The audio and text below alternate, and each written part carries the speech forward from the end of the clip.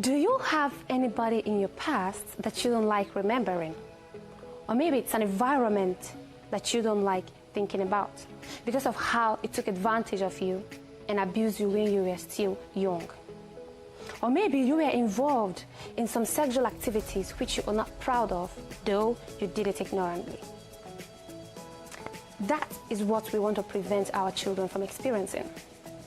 Almost everything around us is exposing or causing an undue exposure, undue sexual exposure on our children. From the phone to the internet, to the television and to the movies, and even to their peers, and so bad and embarrassing, some irresponsible adults in the neighborhood. So we have some steps to preventing your children from experiencing these undue sexual exposures. Number one, building a good relationship with your kids. Having a good relationship with them is what is going to make you to know what happens with them even when you are not around, like when you are at your place of work. It's what is going to help you know who is with them, because it brings you closer to them and makes them able to tell you their secrets. 2, building confidence in your children. Note, confidence is different from disrespect. A confident child will know when to say no or stop when an adult or maybe a fellow child wants to do something that is not comfortable with him. A confident child will not be easily influenced by his peers, just like a timid child would be. And most times, timid children attract adults or abusers that will continue to take those actions on them and even threaten them. Number 3 is proven to be a good defender to your children. Maybe once in a while, tell your children stories of how maybe they were a gathering of 50 people, 50 men, and they were asked to do something no one could do it except daddy, which shows daddy is strong. Nobody can kill daddy. Daddy is the strongest. Mommy is the strongest.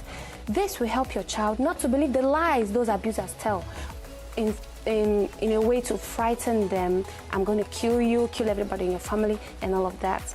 So do make your children know that you're a good defender. The next point is teaching your children sex education by giving them the right information.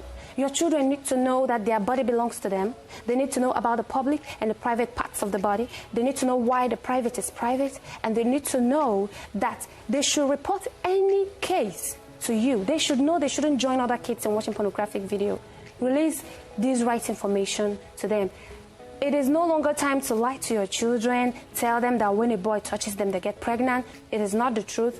Tell them the truth. The next and the last one is asking direct questions to get a desired reply. Show your children that you're interested in their day or maybe daily living. Ask them direct questions. Who were you with? I saw you with that guy. What is he asking you? What happened in the class? Talk to me. Did anybody touch you here or there? These questions will help you know if there's a man that is always with your kids. Then by their reply, you will know the next step to take. This is the time for us to help our children, so they wouldn't have to live with regrets. These things are what affect even adults, because when you look back in time, you will see that someone took advantage of you. You will see that you don't like going to this town because it reminds you of what happened there. Let's step in to help our children to live a life without bitterness or resentment.